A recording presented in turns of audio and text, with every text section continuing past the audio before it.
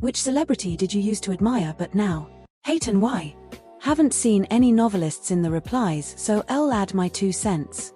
At university, I wrote my dissertation on mother-daughter relationships in the work of Alice Munro.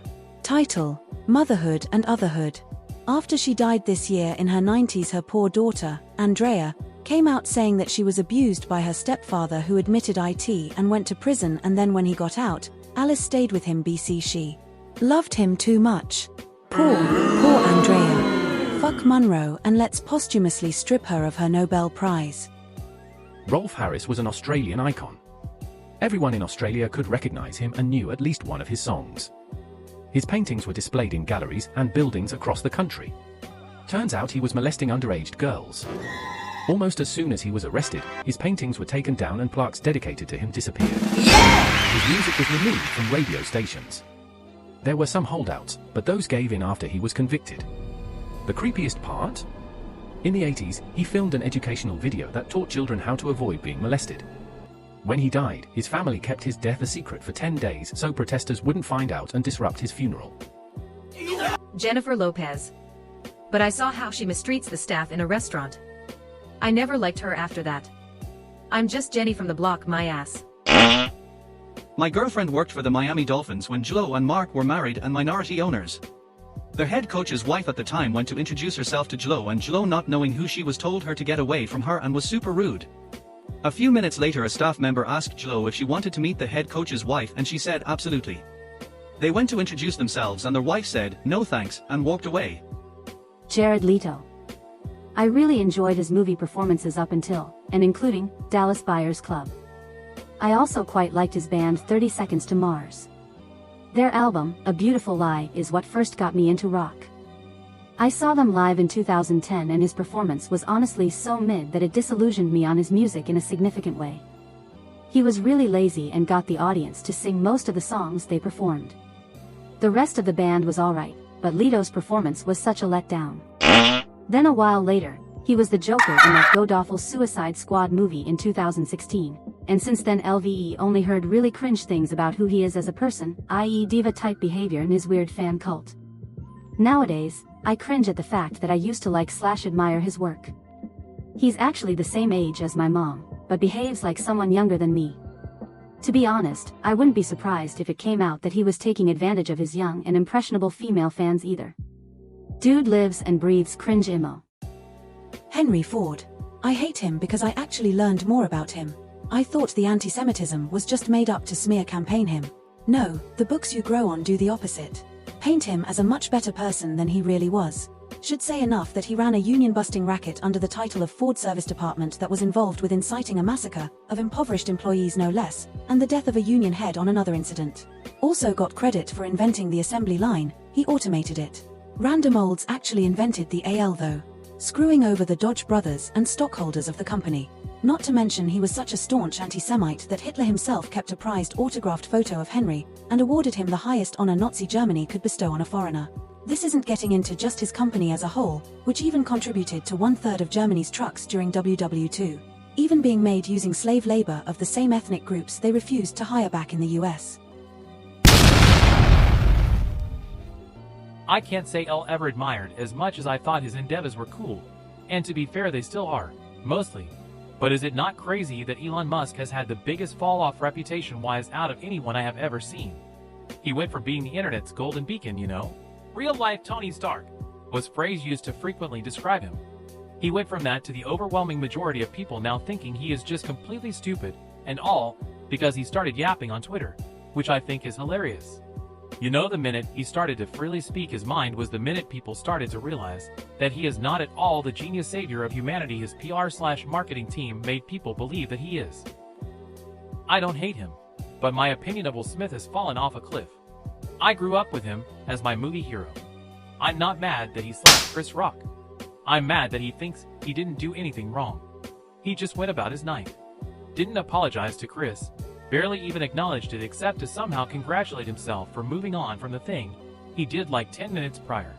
Hitting someone live on TV can be salvaged if you recognize what you did.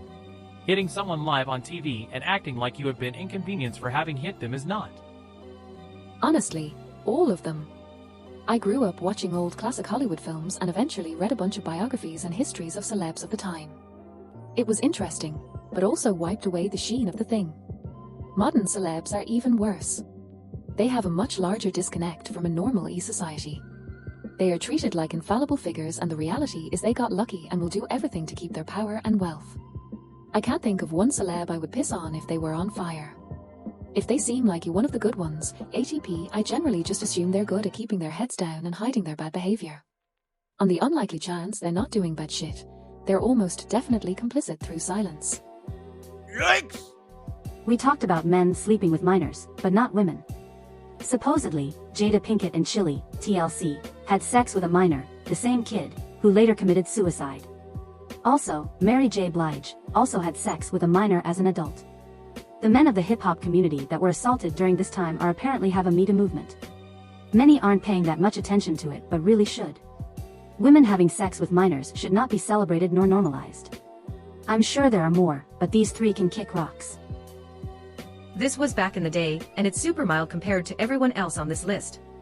But it really changed my opinion of a celebrity the most. Jackie Chan, he had an affair that bore a daughter and refused to acknowledge her. It came out years ago when I was a teenager, and it just crushed me, given how wholesome his image had been. I loved his cartoon series, for goodness sake. I think now, he may even have more illegitimate children, and he's scarily pro-China government. But it doesn't faze me because my image of him was already skewed.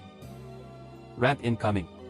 Reddit has always hated on Jordan Peterson, but I saw in him a passionate student of Carl Jung and Joseph Campbell who understood mythological and religious symbolism, psychological motifs, and self-improvement in the face of spiritual adversity.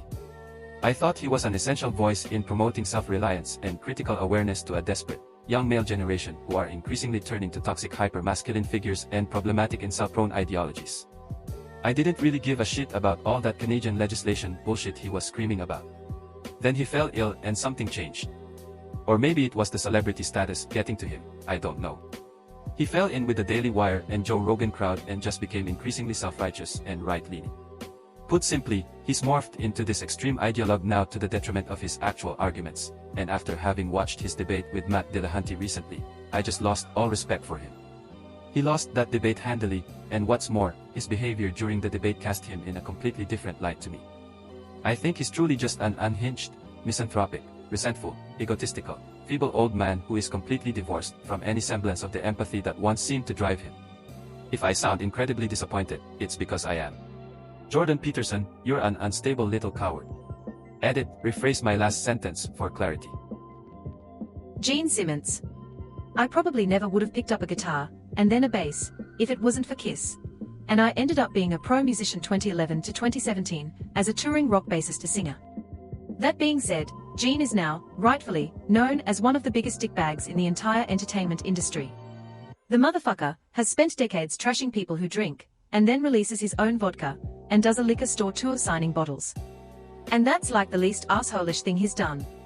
He is banned from Fox News for being too misogynistic, after he made a bunch of offensive remarks and sexually harassed female staff members. That puts him in a category with folks like David Duke, Alex Jones, and Steven Crowder. J.K. Rowling. I was a precocious young girl with lifelong depression and a bad home life. Reading and writing were my earliest forms of escapism. The Harry Potter series were some of my first chapter books I ever read, starting when I was 6. The mythos around J.K. Rowling and her path to publishing was something that meant a lot to me when I was like 7 years old. I grew up and out of love with the ever-ballooning fandom and weird world-building decisions, especially once I was old enough to start retroactively assessing the books with a more critical eye regarding social topics, mostly how race was treated.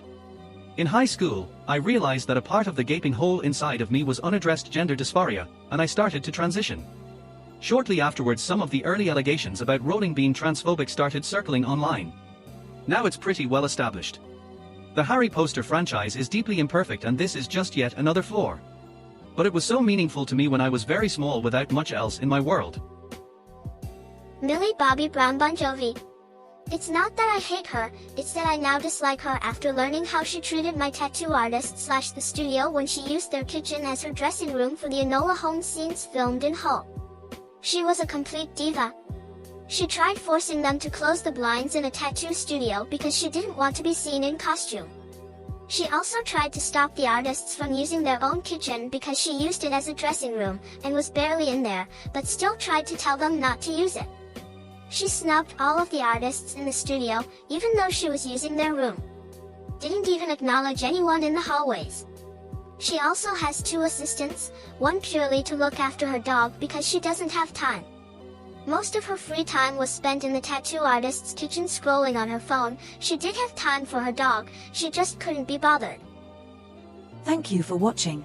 If you like this video, you might enjoy the rest of my content. Check it out.